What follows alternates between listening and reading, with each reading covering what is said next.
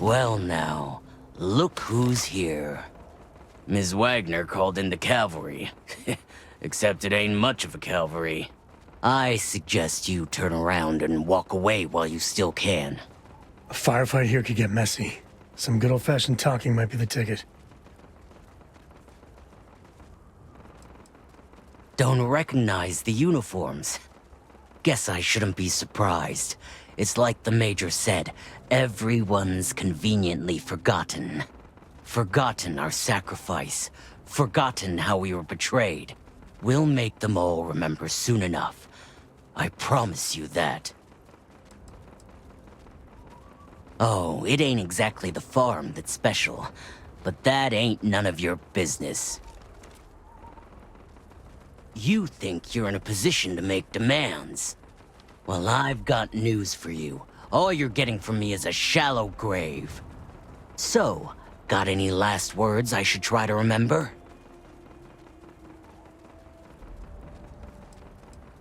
Oh, I think it does. Are you okay?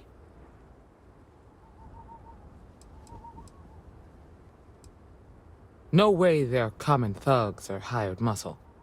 The weapons, the training, the steel nerves. No, these guys were professionals. That badge with the #1, I feel like I've seen that before, but it was a long time ago. Not usually. Most of the bad guys we run into are smart enough to stand down when they see the badge. Really? Guess you've led a pretty exciting life. Maybe the less I know about that, the better. Let's search the area. Maybe we can find something that explains what these guys were up to. Hopefully, we can find something that explains who these guys were and why they were after the Wagner farm. Find anything interesting? Let's see what we have here. Interesting. So, their ship was stolen from the Hope Tech factory. Whoever pulled that off must have been one hell of a shipjacker. Well, I guess someone really wants that farm bad. Speaking of which, let's get back there and let Miss Wagner know that she's safe. For now. What happened? Did you find those men?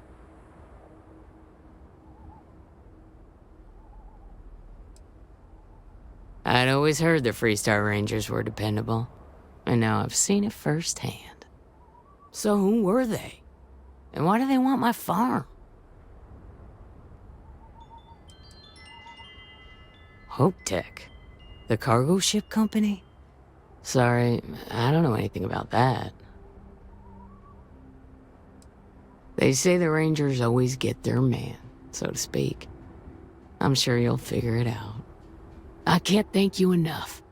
I'd hate to be remembered as the wagoner who couldn't hold on to the farm that's been in the family for so long. Of course. All the same, I'm grateful. If you have any more trouble, give us a call. We're in system, so it won't take long to get someone out here. All right, Deputy. Let's get back to the Rock. We need to report this to the Marshal. What's the story on Montero Luna? That call we got from Wagner Farm turned out to be a little more interesting than I was expecting. Some men were trying to run the Wagners off their land. They tried to buy it first, but when that didn't work, they turned to threats. We confronted them, and unfortunately, it came to violence. None of them survived. You helped someone in need and came back alive. That's a job well done.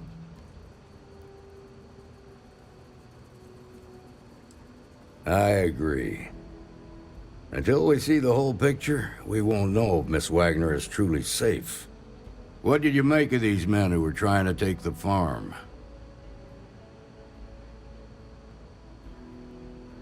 If that's true, then someone must have hired them. Now, did you find anything that might give us a lead on why these men wanted the farm? All right. Says here the thief had help from someone inside Hope Tech. Ain't much to go on. There's something else. They were dressed in Freestar militia uniforms. The unit badge was yellow on black with the #1. They also said something about being forgotten. They seemed bitter about it. Resentful. Didn't you fight in the Colony War, Marshal? Any of that sound familiar? The 1st Cavalry. I was in that unit for a while. But it was disbanded decades ago. After the Battle of Nera. What was left of it, anyway.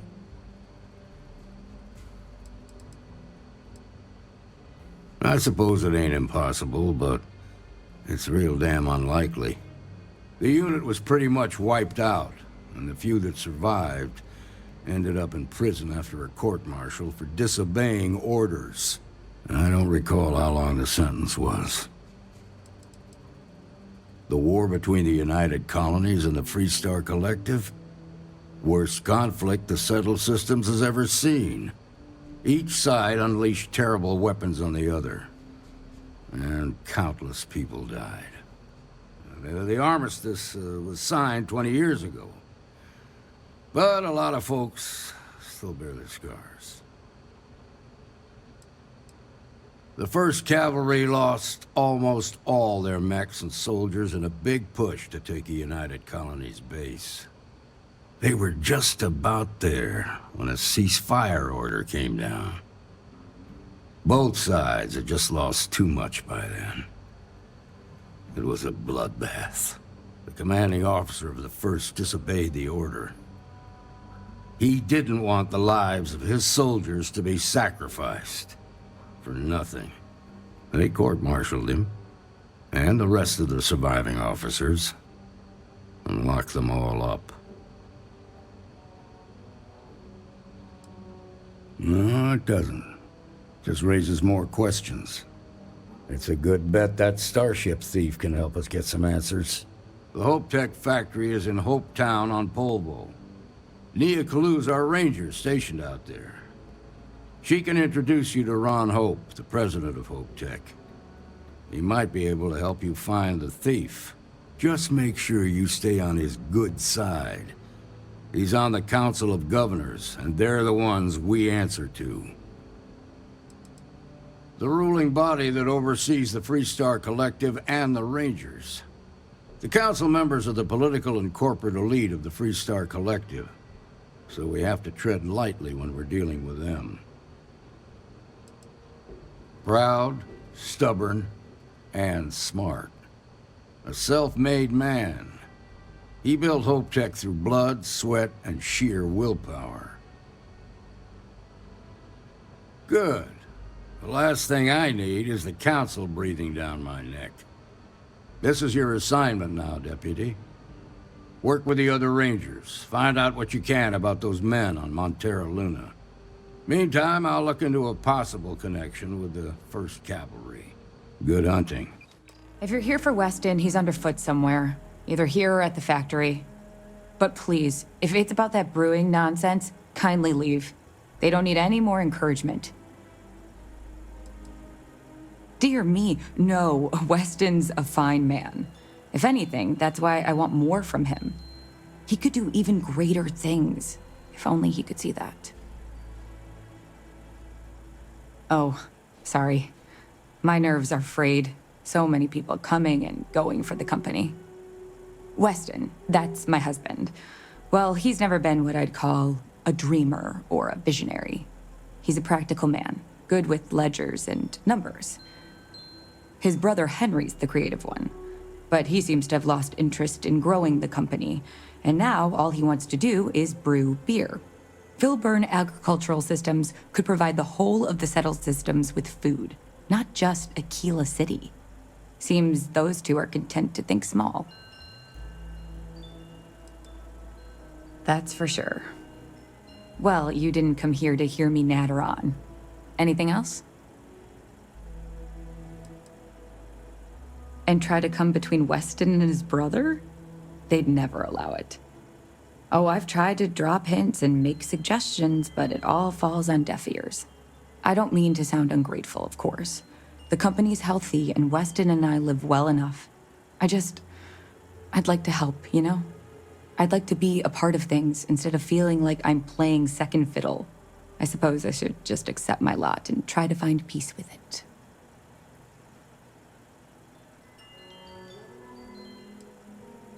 Well, no, not as such.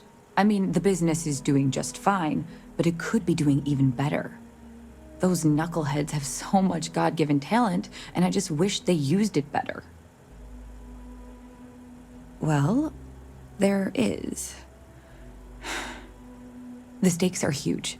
With further R&D on IntelliWheat, the entire settled systems could benefit. Surely that's worth some less than savory solutions. Right now, it's tailored to Aquila's biomes, allowing wheat to flourish in places it normally couldn't. But if Henry applied himself, who knows where else we could grow IntelliWheat? He may be frustrating, but Henry's the smartest person I've ever met. Just don't tell him that.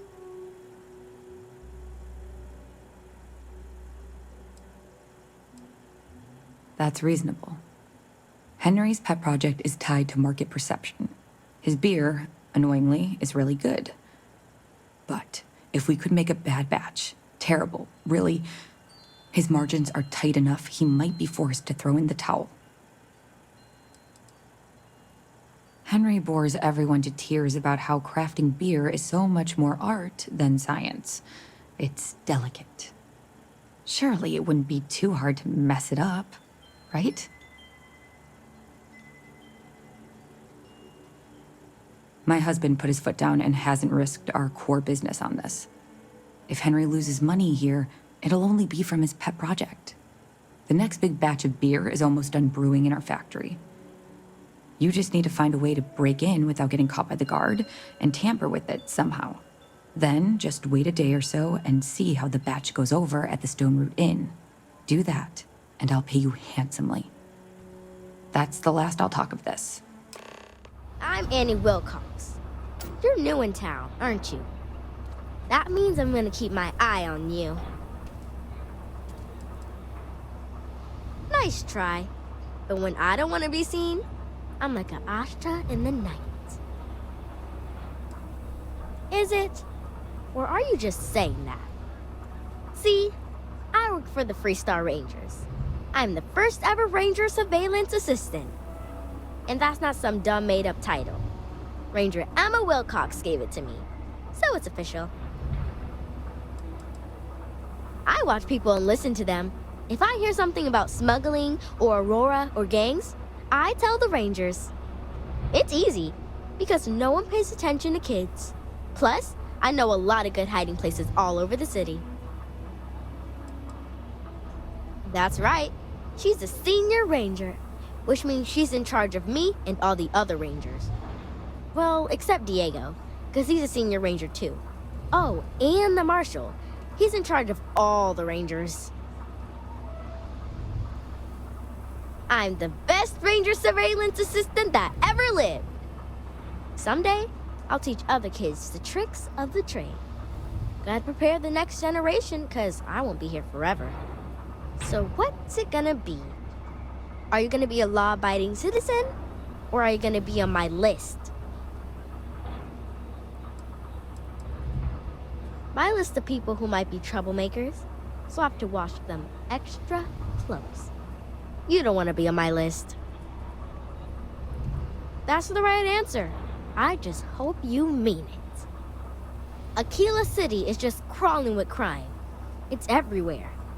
And it's up to us Rangers to do something about it. And Ranger Surveillance Assistants. Someone's stealing guns and stuff from Laredo Arms. And none of the adults believe us. So we're hoping, you know, you can help us break it all open.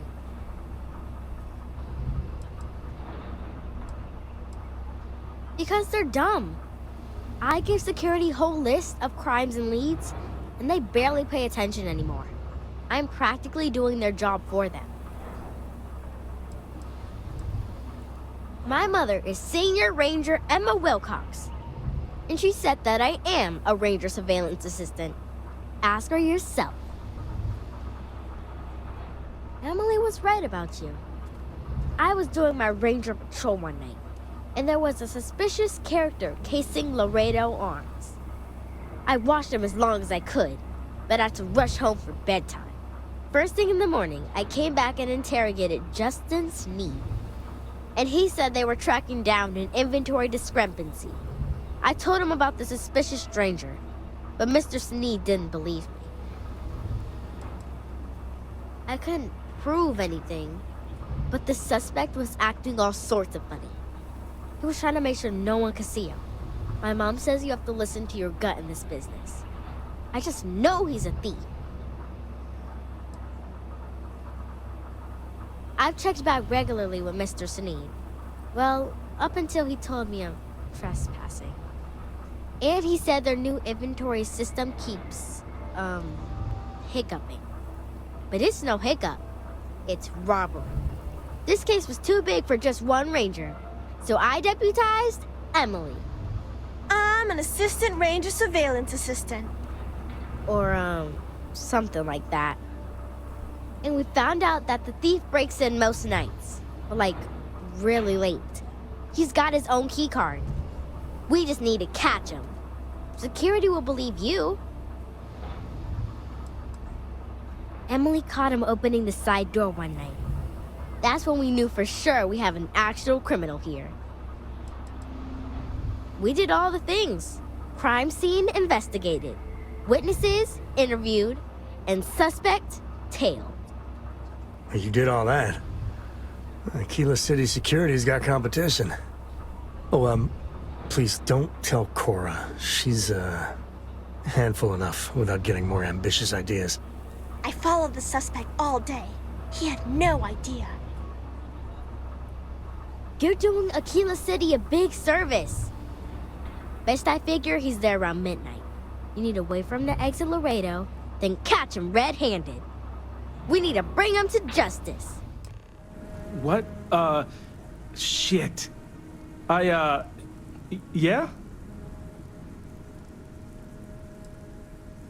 I can explain. It's not... Oh, hell. Oh, God, no. Security. Don't anybody move. Let's see. If it ain't the hero of Galbank. And who do we have here? Looks like you're carrying a lot of weapons for a nighttime stroll. Hell, I give up. Smart move. I got a tip something was going down tonight. Was little Annie actually right about all this? I kind of always thought she was a pest. But now, I got her from here. Aquila City owes you again. And, thank Annie for me. Dear God, she's never gonna let us hear the end of this. Did you catch the thief? Tell me it worked. Annie, what are you doing up? It's way past your bedtime. Hey, how'd you Mom, I have to know. You got him right? Right? All she wanted to do was talk I about knew the it. city's history. Annie L. Wilcox, what did you do? I told you about it. You know the Laredo robberies? Well, we caught the thief. Wait, so that's real? Of course, Mom. I told you. She's telling the truth. You're not pulling my leg, right? Read some slates. Ask her some questions. Meet her halfway, you know? Well, Annie's been giving me reports on her patrols for years. This is the first time anything, well, real may have come of it. Oh boy. Annie, we'll talk more about this later. But I'm proud of you. But you've got to be careful. Yes, Mom. I'm gonna be the best ranger surveillance assistant ever. Thank you for helping my girl and anything else involved. Take this. Lord preserve me. I'd appreciate your advice. After our last talk, I just feel a little more at peace, a little more whole. Cora's grandpa, good old Jacob, well, he just will not stop pestering me to see Cora, and that's complicated. I mean, can you blame them? She's something else. But things with my dad, my early years, they weren't good. My mother died when I was 7. Some people have such strong memories from their early life. Me, I mean, I remember her. I have some pictures. I remember the feelings, but just a few clear memories. She had these truly ancient cameras, like caveman type things. She had a room with a red light. She developed pictures she took in this chemical bath. I remember sitting on a stool, looking up at them slowly fading in, and it was like alchemy to me then. And that's all I have. Just glimpses like that. She banged up her knee real good in an accident. So she went in for knee replacement. Supposed to be routine, but that damn anesthesiologist dropped the ball. And one day Mom's fine, and the next, doctors take her away.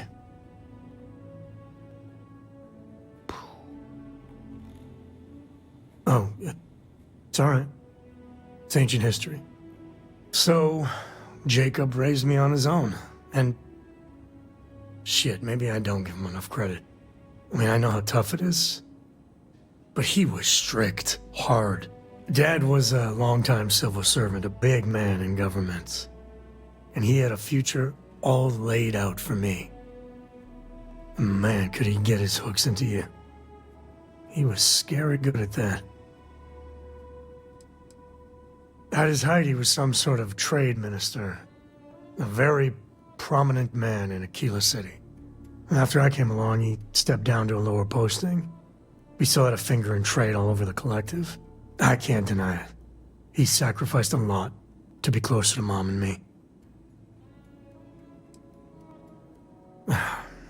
Maybe. But it was tough to live up to his exacting expectations. But I tried.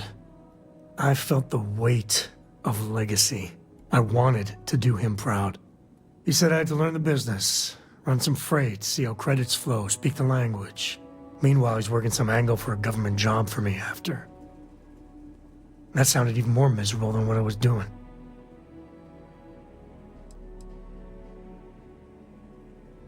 Imagining you around back then. Let's just say you would have been, distracting. But I had a point, if I could remember it. Even after I was with the Rangers, Dad was just always needling, angling for me to join the government. But by then I knew myself more, and I could stand up to him. And Lillian, well, she helped. If I let Jacob into Cora's life, he'll dream up some big future for her and tie her into knots like he did with me.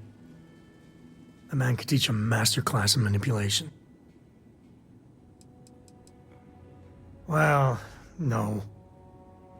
But he hasn't had much opportunity. And he's a sly one. Not sure I'd be able to spot anything. I mean, I can't prove it, but I'm pretty sure that freight company was silently partnered with good old Dad. And the smuggling? I wouldn't put it past him to be involved. Very involved. He always did a good job of keeping that side of the business hidden from everyone. Especially me. Yeah, but she's only 12 and... Well, I see what you did there. If I just flat out say no, I'm a hypocrite, right? I guess I got more to think about. There's such a mountain of work, I could really use a hand. But I don't want to inconvenience anyone. Tending physician, I'm new here, so really what I do is watch Dr. Darvish's every move and try to imitate it. Sounds a lot less impressive when I say it out loud. It's really a matter of safety, believe it or not. The types of things we work with here, let's just say you wouldn't want them spreading on a populated planet. In here, we're all nice and isolated, just in case.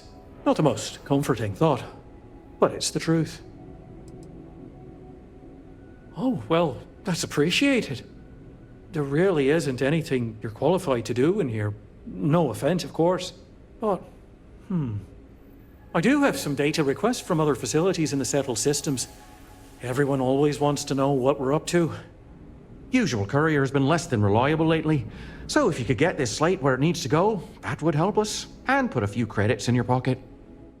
Are you here for a procedure? New-ish. I've only been here a year, which, well, when you compare it against Dr. Darvish's career, it's not much, is it? I'm thrilled to have the opportunity, but it's been an adjustment. Very few cases here are simple, and most of them are medical emergencies. I guess that depends on what you consider a break. We get some time to ourselves. We're not on call all the time, but we're never that far away from it either. Now that I think about it, I haven't actually left the clinic since I got the job. I actually hadn't really noticed.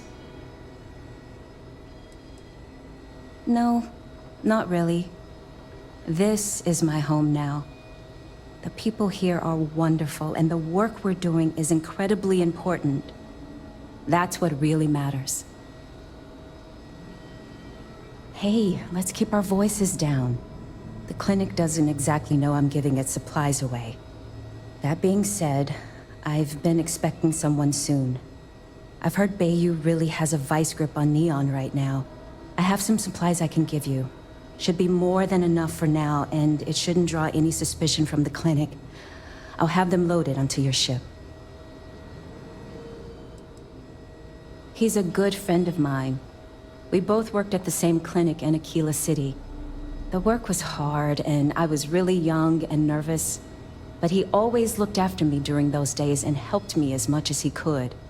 So, to answer your question, I'm doing this because I know for a fact he'd do the same for me. No questions asked. What the clinic doesn't know won't hurt them. That's why it's important to keep this as confidential as possible. I'm putting my job on the line to do this, but I know that the people of Neon need help.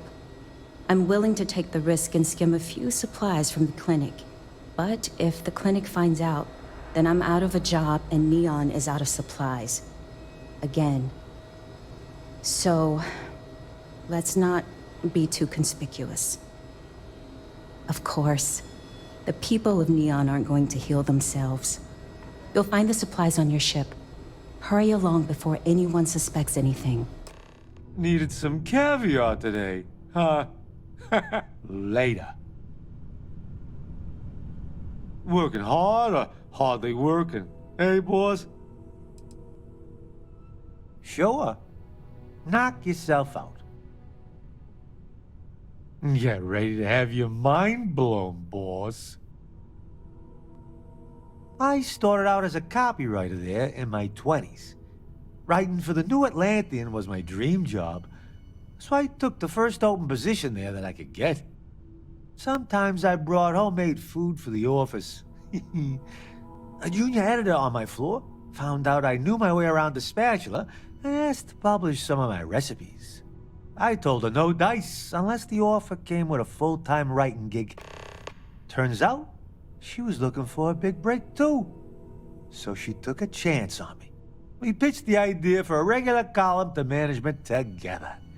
And a few months later, Mickey Caviar's Taste of Space was born. My grandma did. Grandma Caviar really knew how to turn a phrase. It's a lifestyle thing. We didn't have a lot of money when I was growing up.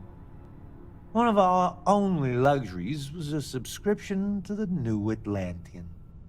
I read every issue front to back the day we got them. I couldn't get enough of the photos of fancy restaurants and exotic food. It seemed to me like the people writing for the New Atlantean had really made it, you know? I always wanted to be like them. Yeah, we sure did. I worked with her my entire career.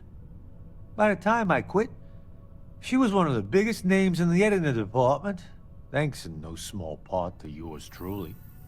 I wonder what's going to happen to her now that I'm not around. Huh. It started out as a recipe writing column. My specialty was creating dishes that improved on packaged ship food using easy-to-find ingredients. Easy market to break into. I've never met anyone who could eat synthetic scrambled eggs with a straight face. Oof. When the column got more popular, my editor had the idea to branch out into restaurant reviews. Turns out, she's a genius. Reviewing restaurants is what made me really famous. I was featured in the New Atlantean for almost 30 years. I even made a couple covers. That's big shot stuff right there.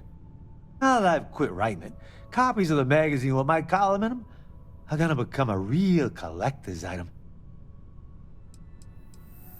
Real popular. Walk into any doctor's office in the UC, and you'll probably find my work somewhere. Lots of businesses subscribe to the New Atlantean. My editor and I used to joke that Mickey Caviar's Taste of Space was the official column of waiting rooms all over the settled systems. Dawn's Roost. Oh, the real height of luxury. Right in the heart of New Atlantis. The only classier place in the settled systems is the rooftop bar at Paradiso. If you were after a casual meal, though, you can't beat the Brown Horse Tavern in New Homestead. There's a reason they're the oldest restaurant in the galaxy.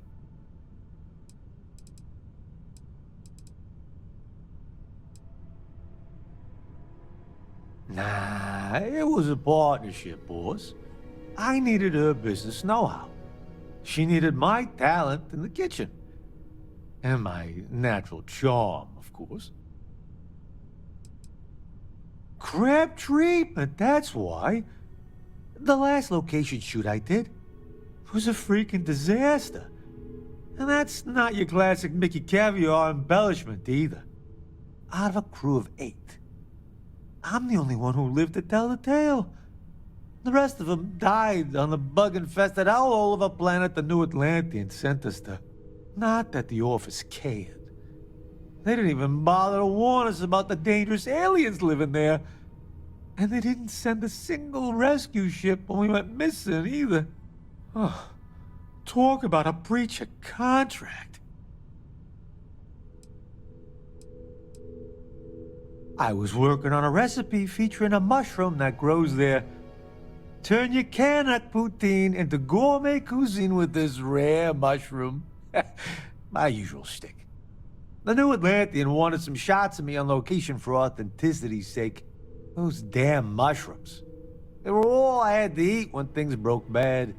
And no amount of delicate, earthy aroma or savory flavor could convince me to eat them again. I thought the same thing. Some severance package, huh? It's a miracle I survived it all. It could have gone the other way. It did for my crew. I've never seen anything like what happened to them. Total bloodbath. So, we're out in the jungle, right? I'm getting ready for my close-up, and BAM! A hungry alien jumps out of the trees and rips my camera guy clean in half. Oh. Next thing I know, they're all over us. I wasn't gonna go out as something's lunch, so I ran into the jungle. By the time I found my way back, the rest of my crew was dead. It wasn't pretty. I ended up having to trek back to the ship alone with no map and no supplies. It took months. And those damn aliens stalked me the whole way.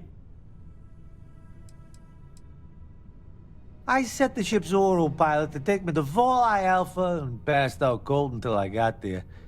When I landed on Neon, I sold the ship to some spaces for a payout. My editor can put the Trackers Alliance on it if she really wants it back. I took the money straight to the Astro Lounge and started drinking. I had to live off the land. Can you imagine? Me, an award-winning columnist, reduced to hunting vermin and cooking plants over an open fire I made myself. And that wasn't even the worst part. I had to sleep on the ground. For months. My back's never gonna be the same. You and me both, boss. Roughing it in the jungle ain't my idea of a good time. After putting me through that, the new Atlantean can bite me. I decided I was gonna quit my column before I even got off that planet. And you know what? I'm not telling anyone at the office I survived. Not even Jan, my editor. I thought we were friends, but I guess not.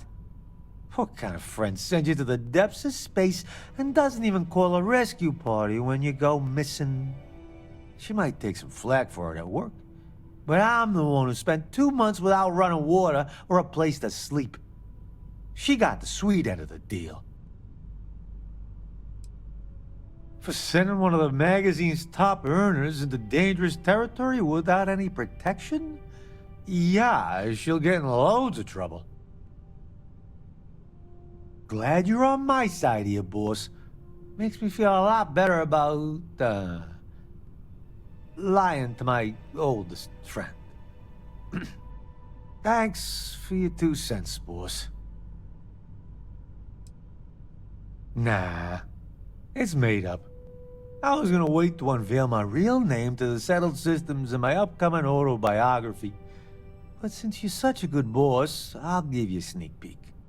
My real name's Frank Pastoria. Frankie to my friends. But that doesn't exactly scream charm or celebrity. When I got my publishing gig, I decided to change it. My grandma came up with the idea to call myself Mickey Caviar. She loved it. She even insisted on going by Grandma Caviar after I made the switch.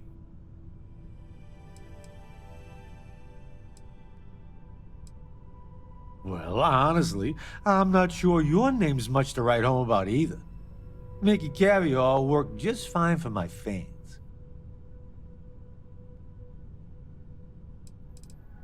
What's on your mind? My grandma. She raised me with a spatula in one hand and a cookbook in the other. She's the inspiration behind almost every recipe I ever wrote. My penchant for improving synthetic food with real ingredients was a Grandma Caviar original.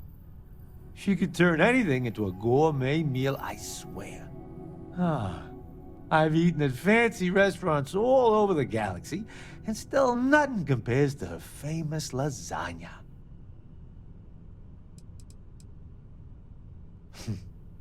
She always did love being the topic of conversation. My grandma was like a parent to me. She brought me up after my deadbeat dad decided on a solo career. Cooking was our special thing. We spent hours together in the kitchen. I like to think it made her proud that I used what she taught me to make it big. Never have, never will. It's a family secret. Grandma made me shake on that when she taught me how to make it. Nah, she loved it. She was always showing the columns off to her friends and bragging about how her grandson had made it big with her help. We used to joke that I didn't even need an agent, because I got so much free press out of her gabbing about the column with her friends. Yeeps. Depends what you mean by edible, boss. Some things are beyond saving. I'd really like to help out somehow. All right by me. Absolutely. There's no way I could have stepped into a job there without space travel experience like this under my belt. I do have a slight problem though. I've totally fallen in love with working on a ship. There's so many amazing things out there in the galaxy. Honestly, I think a permanent position as a ship's doctor might be more up my alley than living on a star station full-time.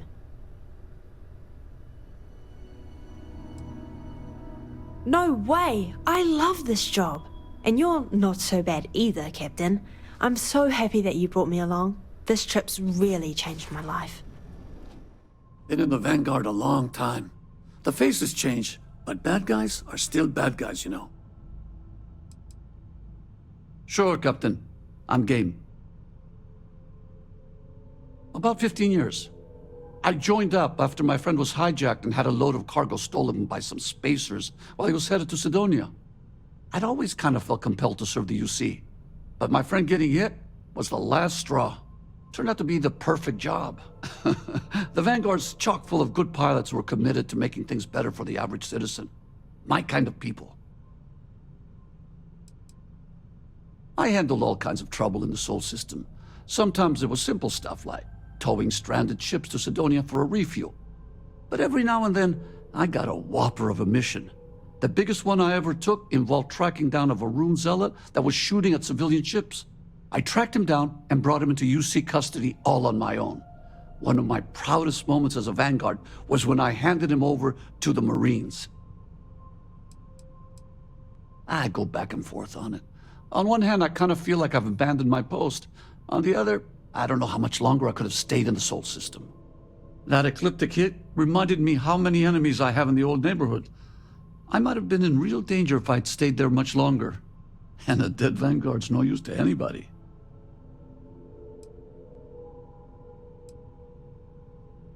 I wouldn't expect anything less from a fellow member of the Vanguard. I've always said there's no one else like us in the settled systems. I'm glad you were on duty when I got into that mess with Ecliptic. Most people would have turned tail and run from a situation like that. Being damn good at my job, that's how. I've been nothing but trouble for the criminals and smugglers in the Sol system since I joined the Vanguard. They've been trying to white-line me for years, but no one's been able to swing it. I'm guessing my enemies pooled their money and put some real pros on my tail. It's kind of flattering that they sent in the big guns to do the job. I hope not. I'd never forgive myself if someone else on the crew got hurt because Ecliptic came after me. I fell for the oldest trick in the damn book. They hailed me for a cargo inspection on a frequency that I thought was legit, and I stopped. They boarded my ship and had guns in my face quicker than you can say grav jump. If it weren't for you, I'd been a goner. Maybe Constellation should go into the merc business too. Not an issue. Yeah, actually. A couple of times. Earth's not much to look at, but saying you've been there makes a decent bar story. Empty, desolate. About what you'd expect from a planet nobody's lived on in a couple of centuries.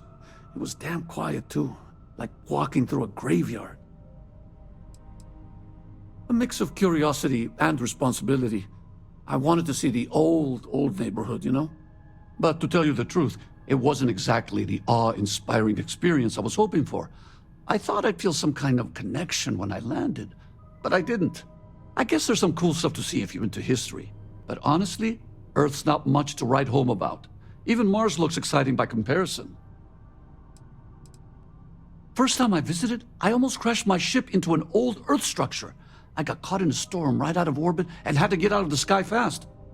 I pointed my ship at the nearest patch of empty sand and started hauling ass for the surface. Thank God the clouds cleared when they did, or I'd be toast. Turns out that empty sand was actually the footprint of a giant pyramid. I almost came down right on top of it. That would have been one heck of a way to go out. I landed nearby so I could visit it when the storm ended.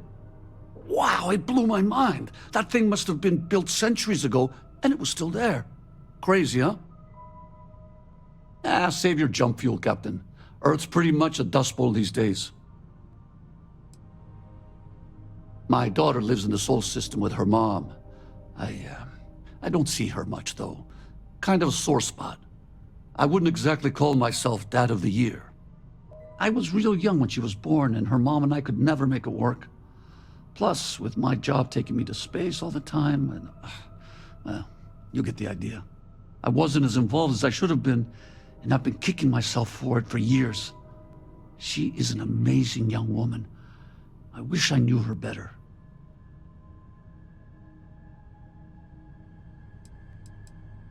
Just different personalities, that's all. It's nothing against her. She's a heck of a lot better as a parent than me. We're just different people. Like I said, We were young when we met, and we took things, too fast. Kind of an old story. I just wish it hadn't affected our daughter so much. But that's more on me than anyone else. Yeah, sure. Her name's Phoebe, after Phobos. Her mom and I are both born and bred Sidonians, so we decided to give her a good Martian name. She mostly takes after her mom, but she did inherit my love of space. She's wanted to live on a starship since she was a kid. I've been thinking about it, writing her a message, maybe starting to fix what I broke, But I don't know if it's too late. She's grown up now. I don't know if it would make that much of a difference.